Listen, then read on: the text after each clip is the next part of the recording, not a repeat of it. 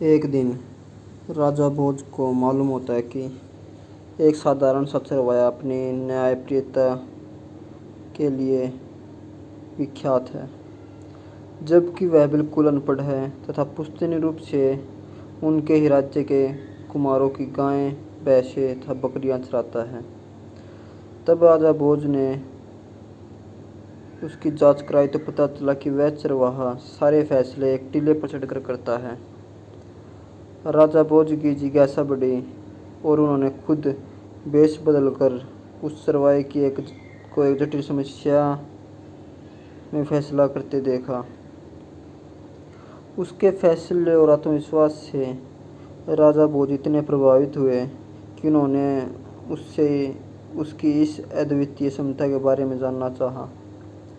जब चरवाहे ने, जिसका नाम चंद्रभान था, बताया कि उसमें यह शक्ति टीले पर बैठने के बाद स्वतः चली आती है, भोज ने सोच विचार कर टीले को खुदवा कर देखने का फैसला किया। जब खुदाई संपन्न हुई तो एक सिंहासन मिट्टी में दबा दिखा। यह सिंहासन कारीगरी का अभूतपूर्व रूप प्रस्तुत करता था। इसमें 32 पुतलियां लगी थीं तथा कीमती रत्न जड़े हुए थे।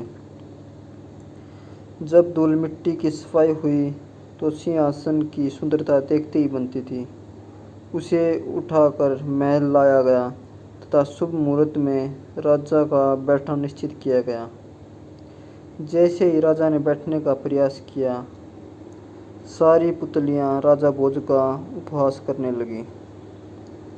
खिलखिलाने का कारण पूछने पर सारी पुतलियां एक एक कर राजा विक्रमादित्य की कहानी सुनाने लगी तथा बोली कि इस सिंहासन को जो राजा विक्रमादित्य का है, बैठने वाला उसी की तरह योग्य, पराक्रमी, दानवीर तथा विवेकशील होना चाहिए।